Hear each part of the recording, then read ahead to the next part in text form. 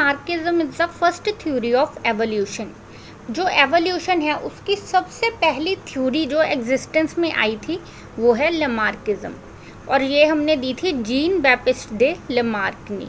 वो एक French biologist थे जिन्होंने इनवर्टिब्रेटा और एनालिडा जैसी टर्म्स को भी कॉइन किया था।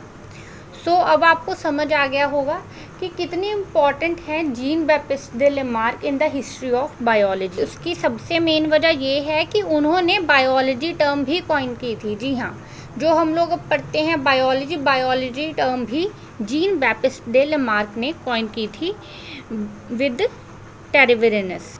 अब जो लेमार्क थे उन्होंने भी बहुत ज़्यादा स्टडी की कि एवोल्यूशन हुआ, लेकिन पूरी वर्ल्ड में कोई भी एक्सप्लेन नहीं कर पा रहा था कि एवोल्यूशन कैसे हुआ। जीन बैप्टिस्ट दे लेमार्क ने इसके लिए एक थ्योरी दी जिसको हम लोग अब लेमार्किज्म करके पढ़ते हैं। अब ये जो थ्योरी है ये 4 पॉइंट्स पे डिपेंड करती है। वो 4 पॉइंट्स हैं: internal vital force, effects of environment and new needs, use and disuse of organs, inheritance of acquired characters. तो अब हम आगे इन चारों ही पॉइंट्स को डिटेल में पढ़ने वाले हैं, तो चलिए शुरू करते हैं। तो internal vital force, what does it mean?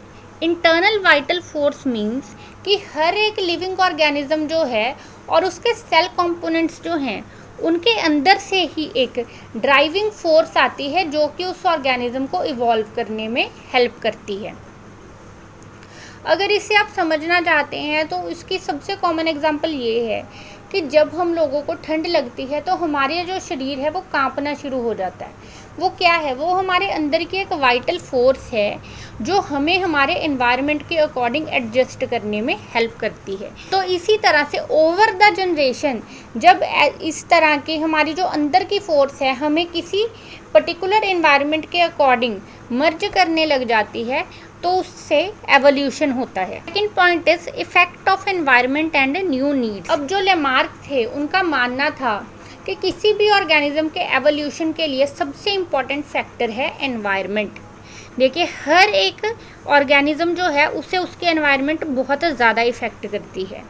अगर एनवायरनमेंट में कोई छोटा सा चेंज आएगा तो उस ऑर्गेनिज्म में भी चेंज आना पक्का है, अकॉर्डिंग टू लेमार्क।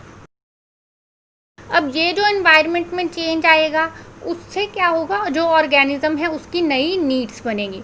अब मान लीजिए गर्मी थी, हम लोग गर्मी में रहते थे, अब ठंड पड़ेगी तो क्या होगा? हमारी नई नीड्स बनेगी। हमारी नई नीड्स क्या होंगी कि हमें गर्मी चाहिए, हमें स्वेटर पहनने हैं, हमें रजाइयाँ लेनी हैं।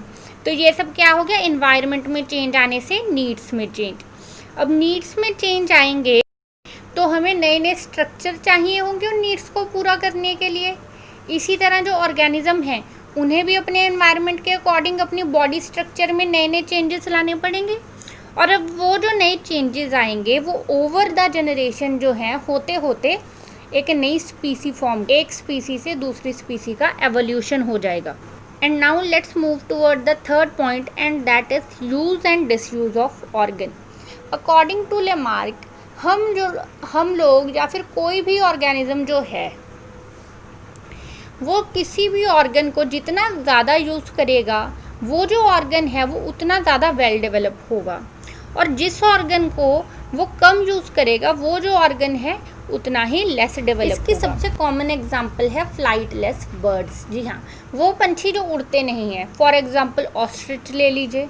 ऐसा माना जाता है कि ये जो ऑर्गेनिज्म हैं, ये जो बर्ड्स हैं, इनके जो एंसेस्टर्स थे ना वो बड़ी अच्छे एनवायरनमेंट में रहते थे। उनके पास खाने के लिए भी बहुत कुछ था और उन्हें किसी प्रेडेटर से भी खतरा नहीं था, जिस वजह से उन्होंने कभी भी अपने विंग्स से यूज़ ही नहीं किए। तो उससे क्या हुआ? ओवर द जनरेशन एक सेम ऑर्गन को यूज़ ना करने से वो जो ऑर्गन था वो फर्दर फ्यूचर जनरेशन्स में डीजनरेट होना शुरू हो गया या फिर नॉन फंक्शनल हो गया। तो इस तरह से हम किन ऑर्गन्स को ज़्यादा यूज़ करते हैं वो भी हमारे एवोल्यूशन के लिए एक मेन फैक्टर है। Next is inheritance of acquired characters, and now this is the most important point of this theory. इस थ्योरी को inheritance of acquired character theory के नाम से भी जाना जाता है। तो इसीलिए ये पॉइंट जो है ना आप लोगों ने बड़े ध्यान से सुनना है। So inheritance of acquired character says whenever an individual acquires character in its lifetime due to internal vital force, effects of environment and new needs, use and disuse of organ, they are inherited to the next generation. अब देखिए ये जो point है ना, इसमें जो Lamarck थे उन्होंने ऊपर वाले तीनों पॉइंट्स को सम अप कर दिया। अब इस पॉइंट में लेमार्क ने क्या कहा है कि जब भी कोई भी एक इंडिविजुअल ऑर्गेनिज्म अपनी एनवायरनमेंट के अकॉर्डिंग, न्यू नीड्स के अकॉर्डिंग अपने ऑर्गन्स को यूज़ या डिसयूज़ करता है, तो उस वजह से उसकी बॉडी में जो चेंजेस आते हैं ना, वो उसकी फ्यूचर जनरेशन्स में पास ऑन होते हैं। उसकी फ्यूचर जनरेशन्स उन कैरेक्टर्स को इनहेरिट करती हैं। कई जनरेशन्स तक ये प्रोसेस चलता रहने से जो है नई नई स्पीसीज फॉर्म होती हैं। So this is Lamarckism. अब लेमार्किज्म के आपको 4 पॉइंट्स पता हैं और इन चारों ही पॉइंट्स को आप देख सकते हो कि ये आपस में इंटरलिंक्ड हैं। हर एक पॉइंट जो है दूसरे पॉइंट से कनेक्ट करता है और आपको याद रखने में हेल्प करता है। जैसे कि इंटरनल वाइटल फोर्स जो है वो हमें हमारी एनवायरनमेंट की न्यू नीड्स पूरी करने में हेल्प करते हैं।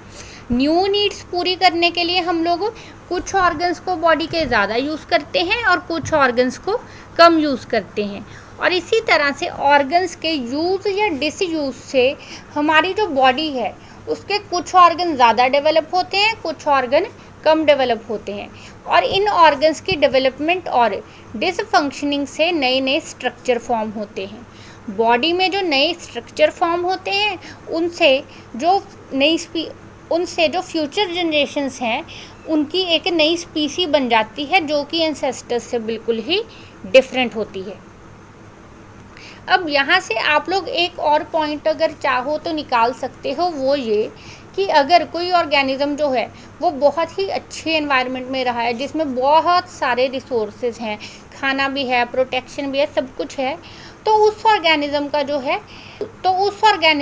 है रेट्रोग्रेसिव एवोल्यूशन होता है। यानी कि वो जो ऑर्गेनिज्म है उसका एवोल्यूशन के दौरान बहुत सारे वाइटल ऑर्गन जो हैं वो काम करने बंद कर देते हैं, जैसे कि फ्लाइटलेस बर्ड्स। दूसरी तरफ जो ऑर्गेनिज्म किसी कंपेटिटिव एनवायरनमेंट से आए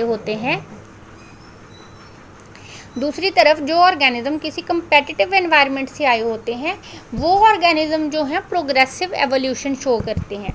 प्रोग्रेसिव एवोल्यूशन का मतलब क्या है कि वो जो ऑर्गेनिज्म हैं वो अपनी बॉडी में ऐसे चेंजेस लाते हैं जो उनके एंसेस्टर्स से एडवांस होते हैं। So this is all for today. If you liked this video, then please give a thumbs up, share this video and please subscribe to our channel Parkway.